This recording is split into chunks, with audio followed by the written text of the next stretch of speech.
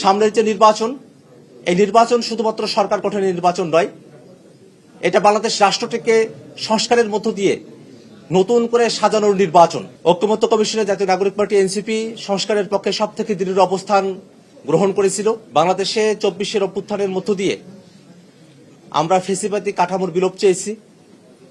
বাংলাদেশে নতুন রাজনীতির মধ্য দিয়ে, একটা নতুন রাজনৈতিক বন্দোবস্তের মধ্য দিয়ে, ব্যবস্থার মধ্য দিয়ে, যাতে করে বাংলাদেশে প্রাতিষ্ঠানিকভাবে, সাংবিধানিকভাবে, প্রশাসনিকভাবে ফ্যাসিবাদ আর কোনোভাবে ফিরতে না পারে, জাতীয় নাগরিক পার্টি এনসিপি আমরা সেই সংগ্রাম আমাদের জাতীয় নাগরিক কমিটির সময় থেকেই আমরা অব্যাহতভাবে চালিয়ে নিয়ে গিয়েছি। ঐক্যমত্য কমিশনের জাতীয় নাগরিক পার্টি এনসিপি সংস্কারের পক্ষে সবথেকে দৃঢ় অবস্থান গ্রহণ করেছিল। আমরা এই বাংলাদেশে ফ্যাসিবাদী কাঠামো আর দেখতে চাই না।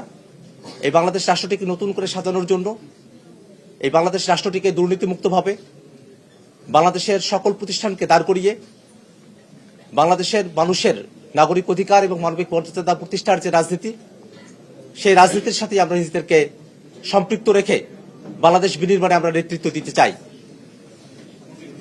সামনে ত্রয়োদশ জাতীয় সংসদ নির্বাচন অনুষ্ঠিত হবে। পাশাপাশি সংস্কারের প্রশ্নে, জুলাই সনদের প্রশ্নে গণভোট অনুষ্ঠিত হবে।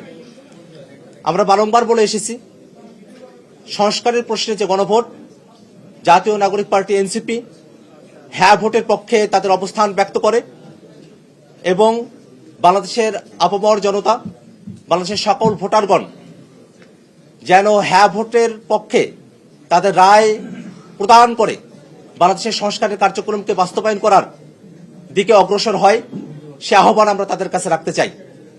সামনের যে নির্বাচন, এই নির্বাচন শুধুমাত্র সরকার গঠনের নির্বাচন নয়, এটা বাংলাদেশ রাষ্ট্রটিকে সংস্কারের মধ্য দিয়ে নতুন করে সাজানোর নির্বাচন।